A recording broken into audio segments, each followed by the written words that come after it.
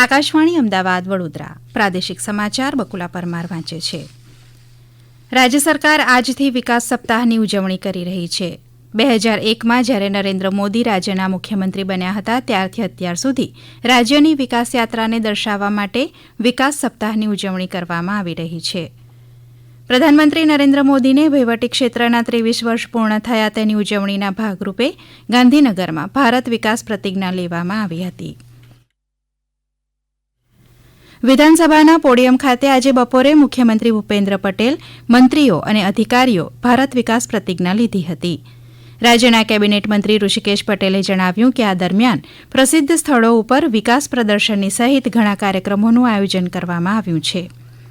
રાજ્યના વિકાસમાં નરેન્દ્ર મોદીના મહત્વપૂર્ણ યોગદાન વિશે લોકોને માહિતગાર કરવા માટે તેમની પરિવર્તનકારી પહેલ માટે statue of unity, Ahmedabad riverfront, Modhera સૂર્યમંદિર, ગિફ્ટ સિટી સહિત માન્ય 23 પ્રતિષ્ઠિત સ્થળોએ વિકાસ વોક યોજાઈ રહી છે.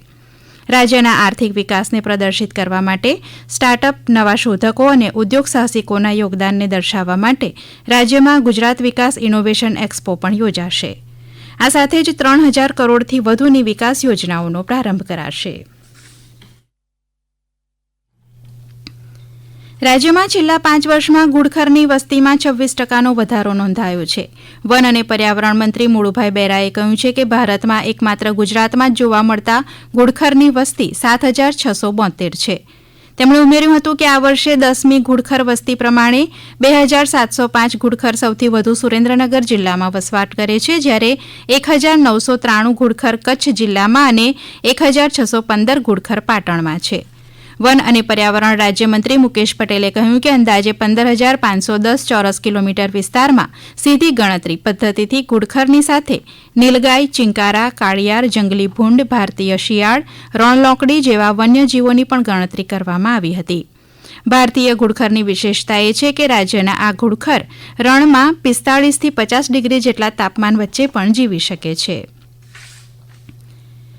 વડોદરામાં બીજા નોરતે ભાયલી વિસ્તારમાં સગીરા ઉપર સામૂહિક દુષ્કર્મ કરનાર 5 આરોપીઓને વડોદરાની ક્રાઇમ બ્રાન્ચે ઝડપી પાડ્યા છે. દુષ્કર્મ કરનાર 5 આરોપીઓ પૈકી 3 ઉત્તર પ્રદેશના હોવાનું સામે આવ્યું છે.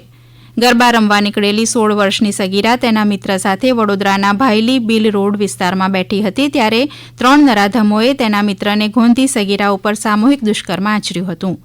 આરોપીઓ વડોદરાના તાંદલજા વિસ્તારના હોવાનું જાણવા મળ્યું છે. 5માંથી 3 ઉત્તર પ્રદેશના રહેવાસી છે. તેઓ ઘણા સમયથી તાંદલજા વિસ્તારમાં રહે છે.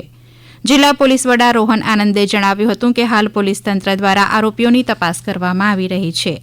આરોપીઓ પ્લાસ્ટર ઓફ પેરિસ કરવાના વ્યવસાય સાથે સંકળાયેલા હોવાનું તેમણે જણાવ્યું છે. દુષ્કર્મ વખતે 3 યુવાનો નશામાં હોવાનું પણ પ્રાથમિક તપાસમાં બહાર આવ્યું છે.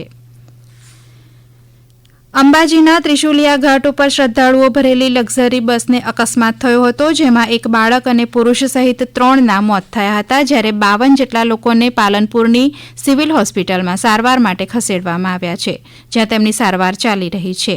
પોલીસ દ્વારા આપવામાં આવેલી પ્રાથમિક માહિતી મુજબ તમામ શ્રદ્ધાળુઓ ખેડા જિલ્લાના ભક્તો હતા અને દર્શન કરી પરત જઈ રહ્યા હતા ત્યારે રસ્તામાં બસ પલટી જતા આ અકસ્માત સર્જાયો હતો.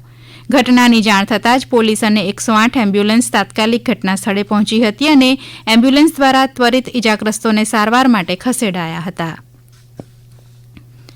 કચ્છના ગાંધીધામમાંથી 120 કરોડનું ડ્રગ્સ ઝડપાયું છે. કચ્છના ખારી રોહરમાંથી મોટા પાયે માદક પદાર્થોનો જથ્થો જપ્ત કરવામાં આવ્યો છે.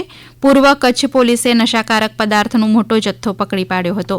પોલીસે આ જથ્થો જપ્ત કરીને આગળની તપાસ હાથ ધરી છે. વન વિભાગની વનરક્ષકની શારીરિક પરીક્ષામાં નકલી ઉમેદવાર પકડાયો હોવાનું સામે આવ્યું છે. ગાંધીનગરના અમારા પ્રતિનિધિ દુર્ગેશ મહેતા જણાવે છે કે ગાંધીનગરના પોલીસ પરેડ મેદાન ખાતે ગઈકાલે યોજાયેલી વનરક્ષકની શારીરિક પરીક્ષામાં બીજા ઉમેદવારની જગ્યાએ પરીક્ષા આપવા આવેલો નકલી ઉમેદવાર બાયોમેટ્રિકની ચકાસણી વખતે પકડાયો હતો. આ મામલે નકલી ઉમેદવાર સામે ગાંધીનગરના સેક્ટર 21 પોલીસ મથકમાં ગુનો નોંધાયો છે.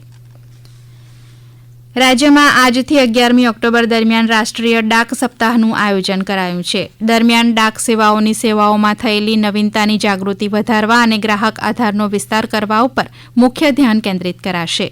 ઉત્તર ગુજરાત ક્ષેત્ર અમદાવાદના પોસ્ટમાસ્ટર જનરલ કૃષ્ણકુમાર યાદવે કહ્યું હતું કે આ વર્ષે નાણાકીય સશક્તિકરણ સાથે ખાસ કરીને બાળ સશક્તિકરણ ઉપર ધ્યાન કેન્દ્રિત કરાયું છે.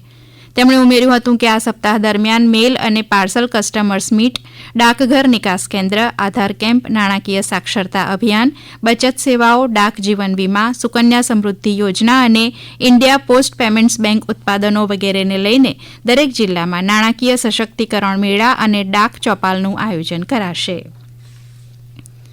આ સમાચાર આપ આકાશવાણી અમદાવાદ વડોદરા કેન્દ્ર ઉપરથી સાંભળી રહ્યા છો, જે આપ અમારી YouTube channel AIR news Gujarat ઉપર પણ સાંભળી શકશો. વધુ સમાચાર માટે આપ અમારા એક્સ હેન્ડલ AIR News_ABAD ને ફોલો કરી શકો છો.